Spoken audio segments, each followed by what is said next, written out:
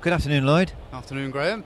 So you're the third generation of the Allards? Yes, yeah, we're here today at the Allard stand, of course. They're here every year, which is a fantastic turnout, as usual.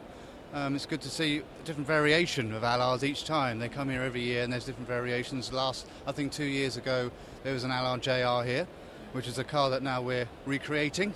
Yeah, you're creating this new car. Yes, we've decided to have a crack at the whip, as it were, and actually recreate Allard cars once more, authentic Allard cars. Obviously, the value of the originals has come up over the last 20, 30 years, and now we've decided to, as I say, crack at the whip and have a start at the new company. So have you any idea how many you're hoping to, what the production will be? Oh, very low volume initially, maybe only one a year, 1 or 2 a year, maybe 3 if we're lucky.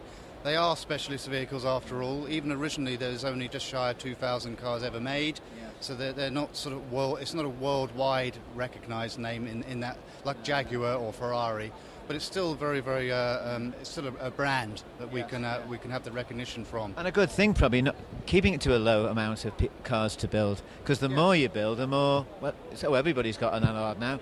Keeping a low production means that it's going to keep the price up as well, isn't it?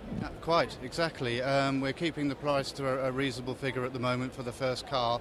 We really are at very early stages at the moment. We're only building one car at the moment, and that is the Allard JR Le Mans model, and we're primarily concentrating on the 1953 race, where unfortunately the JRs didn't finish that particular race in that year, but it seems to be the prominent sort of car or model to choose to start the generation all over again. And you do racing yourself, but you haven't actually raced an Allard. No, would you believe it? I've been out in other people's Allards and trundled around, but I've never actually been in a full-on, what I would call a proper race at Goodwood or at Silverstone Classic. I've done at least 15 to 18 years of racing of modern cars, rear-wheel drive, four-wheel drive and front-wheel drive, but would you believe it? Never raced an Allard. Well, maybe this new model you're recontinuing, you'll be able to race that. We hope so, yes. It's still expensive to run a car in a classic event, but I think once the business has been financed, and we are looking for investors now worldwide, and we've got a handful of people on board, which is great. We're always looking for more. Always. That's great. Yeah.